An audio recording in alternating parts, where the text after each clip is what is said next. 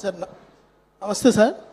ఈ ప్రజావేదికకి మా దత్తి గ్రామంకు విచ్చేసినటువంటి గౌరవ రాష్ట్ర ముఖ్యమంత్రి గారికి, అలాగే ఇన్ఛార్జ్ మంత్రివర్యులు గారికి, అలాగే ఈ నియోజకవర్గ శాసనసభ్యులు మరియు రాష్ట్ర మంత్రివర్యులు గారికి, అలాగే మా విజయనగరం పార్లమెంట్ సభ్యులైన వారికి, ఇక్కడికి విచ్చేసినటువంటి ప్రజాప్రతినిధులకు, అలాగే ఈ గ్రామానికి విచ్చేసిన పత్రికా సోదరులకు అందరికీ నా యొక్క నమస్కారములు.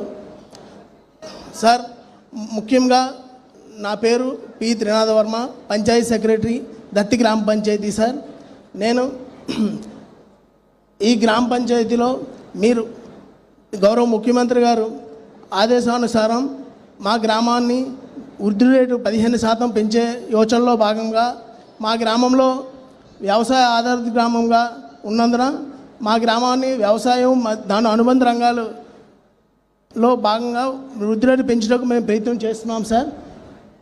సార్, ముఖ్యంగా దత్తి గ్రామం వ్యవసాయ ఆధారం మీద ఉన్న గ్రామం. సార్, మా దత్తి గ్రామంలో 1039 హెక్టార్ల భూమి ఉన్నది. సార్, అందులో 669 హెక్టార్ల భూమి వ్యవసాయ సాగు కలదు. సార్, అందులో కేవలం 632 ఎకరాలే సాగులో ఉన్నది. సార్, ఇక్కడ ముఖ్యంగా వరి పంట ఎక్కువగా సాగు చేస్తున్నారు. సార్, వరి పంట కేవలం ఒక ఎకరానికి 20 క్వింటాల వరకే వస్తుంది. సార్, దానివల్ల వచ్చే ఆదాయం 40,000 వరకు వస్తుంది. సార్, సాగు చేయడానికి 20,000 రూపాయల వరకు ఖర్చు అవుతుంది. సార్, రైతు కేవలంగా 15,000 నుంచి 20,000 రూపాయల వరకు ఆదాయం వస్తుంది. సార్, అందువల్ల ఏంటంటే రైతుల్ని వరి సాగు నుంచి ఉద్యాన పంటల సాగు వైపు ప్రోత్సహించడానికి మేము ప్రయత్నం చేస్తున్నాం. సార్, ఇక్కడ సుమారుగా 200 కుటుంబాల వరకు వ్యవసాయ కూలీలు కలరు. సార్, ఈ వ్యవసాయ కూలీలకి రుణం విప్పించి వాళ్ళకి కోళ్ళ ఫారం పెంపకం ప్రోత్సహించడానికి మేము ప్రయత్నం చేస్తున్నాం. సార్, అలాగే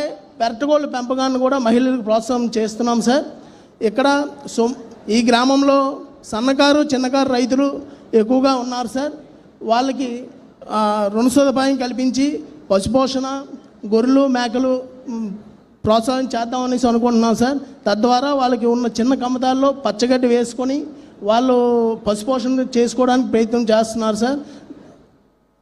సార్, పాలు 400 లీటర్స్ వరకు వస్తున్నాయి. సార్, ఇక్కడ 400 లీటర్స్ వరకు వస్తున్నాయి. సార్, ఎన్ని ఉన్నాయి? మిల్క్ యానిమల్స్ ఎన్ని ఉన్నాయి? సార్, మిల్క్ యానిమల్స్ ఎన్ని ఉన్నాయి? ఎన్ని ఆవులు కానీ గేదెలు కానీ? ఆవులు కానీ గేదెలు కానీ 600 వరకు ఉన్నాయి. సార్, రెండు బోతన్ 600 ఉంటే ఎన్ని పాలు వస్తున్నాయి? 400 లీటర్స్ వరకు వస్తున్నాయి. సార్, ఆవరేజ్ 1 లీటర్ కూడా రాలా?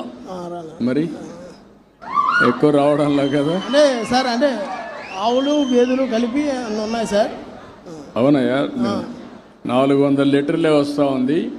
600 గేదెలు కానీ ఆవులు కానీ ఉన్నాయి, అంతేనా? సార్, కాబట్టి 1 లీటర్ ఆవరేజ్ రావాలి కదా. దాన్ని ఏ విధంగా చేయాలనో ఆ ఈల్డింగ్కి వెళ్ళాలి కదా నువ్వు. అవును సార్. మరి ఎందుకు సెక్రటరేట్? సార్, అది ప్రయత్నం చేస్తున్నాను. Sir, okay, carry on. చెప్తాను. సార్, పంటలు ఏమేమి పండుతాయి ఇక్కడ? సార్, ఇక్కడ ఎక్కువగా వరి మామిడి పంటలు ఉన్నాయి. సార్, వరి మామిడి ట్రెడిషనల్గా ఉంది, వారసత్వంగా వస్తున్నాయి. ఇప్పుడు వాణిజ్య పంటలు ఏం పడతాయి ఇక్కడ? ఇప్పుడు వాణిజ్య పంటలకు మనం ప్రయత్నం చేస్తుంది బనానా, పామాయిల్ వైపు ప్రయత్నం చేస్తున్నాం. సార్, రైతులను వారికి పంట మార్పిడి చేసి వాళ్ళ ఆదాయాన్ని పెంచడానికి మేము ప్రయత్నం చేస్తున్నాం. సార్, ఈ జిల్లాలో పామాయిల్ ఎంత ఉంది రామసుందర్ రెడ్డి? పామాయిల్ జిల్లా అంతా పామాయిల్ ఎంత ఉంది?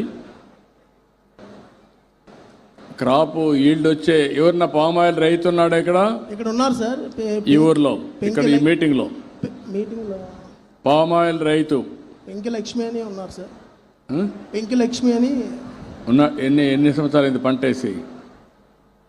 2 years అవుతుంది. సార్, 2 years అయితే ఇంకా పంట పూర్తిగా రాలా కదా? రాలేదు. Sir, okay, carry on. మాట్లాడదాం. ఇంకా మార్చాలి, ఇక్కడ అలవాట్లు మార్చాలి. Sir, carry on. కంప్లీట్ చేయండి, నీ ఉపన్యాసం కంప్లీట్ చేయండి. సార్, తర్వాత ఇక్కడ ఈ గ్రామంలో 339 హెక్టార్ల కురుణ భూమి ఉన్నది. సార్, అది మన ప్రతిపాదిత సారోగట్ రిజర్వాయర్ ద్వారాగా ఆ భూమిని సాగులోకి తీసుకొని వచ్చి మేము రైతులను ఏంటంటే ఉద్యాన పంటల వైపు కూరగాయలు, పామాయిల్, తర్వాత బనానా సాగు చేయడానికి ప్రోత్సహిస్తున్నాం. సార్, తద్వారా మాకు ఇక్కడ దగ్గరలో ఉన్న మానాపురం సంతలో మేము మార్కెటింగ్ కూడా చేసుకోవడానికి మాకు అవకాశం ఉన్నది. సార్, అలాగే ఇక్కడ మాకు ఏంటంటే 16 చెరువులు ఉన్నాయి సార్ ఈ గ్రామంలో. ఈ 16 చెరువుల్లో కేవలంగా వరి సాగే జరుగుతున్నది సార్. ఈ వరి సాగును మేము రైతుల్ని ఉద్యాన పంటల వైపు మార్పిడి చేసి ప్రోత్సహించి మార్పిడి చేసి వాళ్ళ యొక్క ఆదాయాన్ని పెంచడానికి ప్రయత్నం చేస్తున్నాం సార్. అలాగే బిందు తుంపరు సేద్యం ద్వారా రైతులకు అవగాహన కల్పించి తక్కువ నీటితో ఎక్కువ భూమిని సాగులోకి తీసుకొని వచ్చి వారి యొక్క ఆదాయాన్ని పెంచడానికి చూస్తున్నాం సార్. ఇక్కడ మన ప్రభుత్వం వారు ఇచ్చింది 90% సబ్సిడీ ద్వారా డ్రిప్ ఇరిగేషన్ కూడా సుమారు 30 ఎకరాల వరకు సాగు చేస్తున్నారు సార్. ఏ పంటలు వేశారు?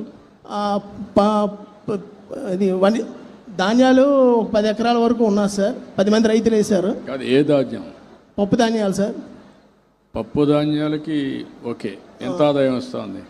ఆదాయం దగ్గర ఒక 30,000 వరకు వస్తుంది సార్. కానీ తలా ఇక్కడ ఏబీకే ఎవరయ్యా? ఎవరు? రా ఇట్రా, పైకి రా.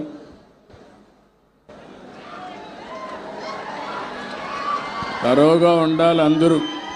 భవిష్యత్తులో ఏ ఊరికి వచ్చినా మీరు సరిగా పనిచేయకపోతే ప్రజల ముందు నిలబెడతాం మిమ్మల్ని అందరినీ. జాగ్రత్తగా ఉండండి. చేస్తాను ప్రణాళికలు తయారు చేసేది అమలు చేయడానికి.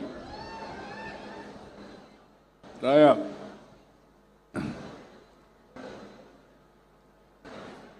ఆయనకి మైక్ ఇవ్వండి. ఈ పక్కన సార్ నమస్కారం. నీ పేరేంటి చెప్పు, మాట్లాడరు. అటు చూడు సార్ నమస్కారం సార్. చెప్పు, నీ పేరేంటి నా చెప్పు. పేరు రాము సార్. ఇక్కడ ఆర్ఎస్కే అసిస్టెంట్గా వర్క్ చేస్తున్నాను సార్. నువ్వేనా హెడ్ ఇక్కడ? హార్టికల్చర్ అంటే ఆర్ఎస్కే అసిస్టెంట్ సార్. అదే మా భరోసా కేంద్రానికి నువ్వే హెడ్వి. రైతు భరోసా ఆర్ఎస్కే. రైతు సేవ కేంద్రం సార్. ఓకే. ఇప్పుడు